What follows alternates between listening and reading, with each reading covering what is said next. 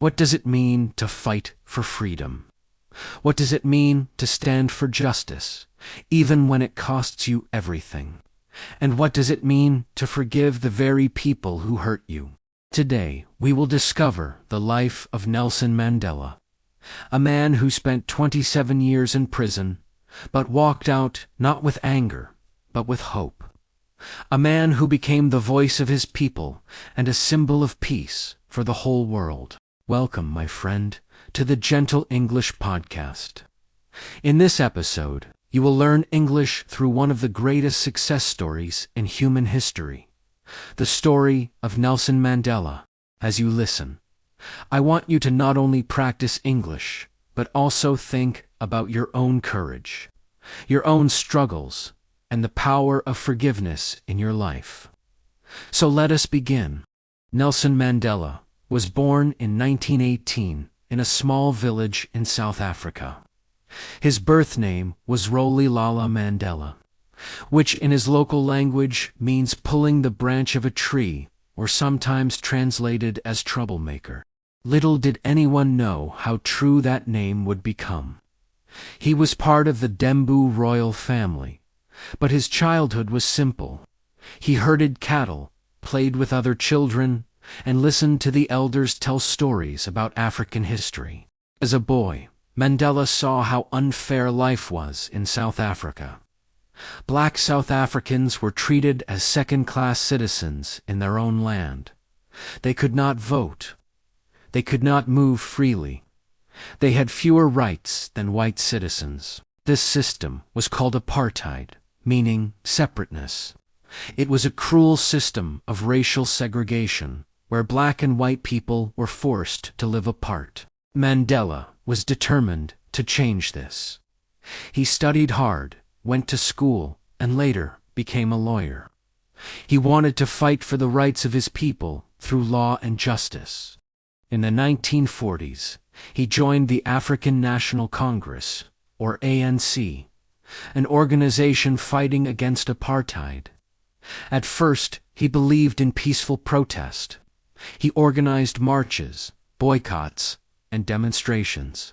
But the government responded with violence. Peaceful protesters were beaten, arrested, even killed. Mandela realized that words alone were not enough. He once said, "I was not a messiah, but an ordinary man who had become a leader because of extraordinary circumstances." In 1962, Mandela was arrested and sentenced to life in prison for his fight against apartheid. He was sent to Robben Island, a small, harsh prison surrounded by the sea.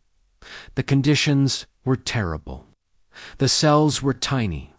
The prisoners were forced to do hard labor, breaking rocks under the hot sun. They were given very little food, and Mandela, like the others, was treated with cruelty. Imagine spending 27 years in prison. 27 years away from your family, away from freedom, away from the outside world. Many would have given up. Many would have broken down. But Mandela refused. He used his time in prison to learn, to study, and to teach others. He became a leader even behind bars. He inspired his fellow prisoners with his calm strength and deep dignity. Mandela once said, "I never lose. I either win or learn." In prison, he learned patience, discipline, and the power of forgiveness. As the years passed, the world began to see the injustice of apartheid. Protests grew around the world. Countries stopped trading with South Africa. People demanded Mandela's release. And finally, in 1990, after 27 years, Nelson Mandela was freed. When he walked out of prison, the world watched in amazement. Would he be angry? Would he call for revenge? No. Instead, Mandela spoke of peace, unity, and reconciliation. He said, "Courage is not the absence of fear. It's inspiring others to move beyond it." In 1994, South Africa held its first democratic election. For the first time in history, black South Africans could vote. Millions of people stood in long lines to cast their ballots. And who did they choose as their first black president? Nelson Mandela. As president, Mandela did not seek revenge. Instead, he built bridges. He created the Truth and Reconciliation Commission, where victims and even perpetrators of apartheid could share their stories. His goal was not to punish, but to heal. He wanted South Africa to move forward, not be trapped in hate. One of the most famous moments of his leadership came during the 1995 Rugby World Cup, held in South Africa. Rugby was seen as a sport for white South Africans, and black South Africans often hated it.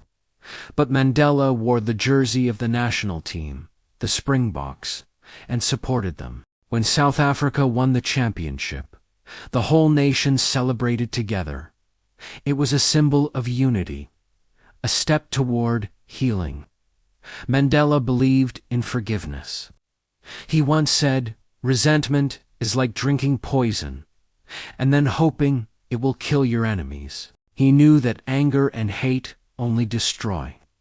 Forgiveness, he believed, was the true path to freedom. Of course, his life was not perfect. He faced criticism. He faced difficulties as president, but his vision of a free, united South Africa guided him until the end of his life. In 2013, Mandela passed away at the age of 95.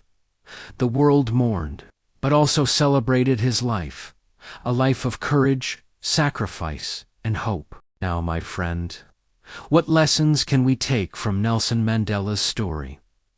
First, we learn the power of perseverance. 27 years in prison did not break him. Instead, it made him stronger. What about you? What challenges do you face that sometimes feel too heavy? Can you find the strength to keep going, even when it's hard? Second, we learn the power of forgiveness. Mandela could have chosen revenge, but instead, he chose reconciliation. What about you? Is there someone you need to forgive? Is there anger in your heart that holds you back? Remember, forgiveness is not weakness. It is strength. Third, we learn that one person can change the world. Mandela once said, "It always seems impossible until it's done." At first, freedom in South Africa looked impossible. But because he believed, because he acted, the impossible became real. And finally, we learn the importance of hope. Mandela's story reminds us that even in the darkest prison, even in the longest night, hope can survive. And with hope, anything is possible. So, as we end today's episode, I want to ask you, what is your impossible right now? What dream or goal feels too far, too difficult, too painful? Will you let fear stop you, or will you, like Mandela, keep moving forward? Remember his words, "I never lose. I either win or learn." So whatever happens in your journey, you are growing, you are learning, you are becoming stronger, my friend. Nelson Mandela's life teaches us that courage, forgiveness, and hope can change not only your life, but the world around you. So, don't give up. Don't stop dreaming. And when life feels impossible, remember Mandela's story. Because the impossible can be done. Thank you for listening to the Gentle English Podcast. Keep practicing your English. Keep growing in courage. And keep believing in hope. And as Mandela showed us, it always seems impossible until it's done. Your story is still being written. Make it a story of freedom, courage, and love.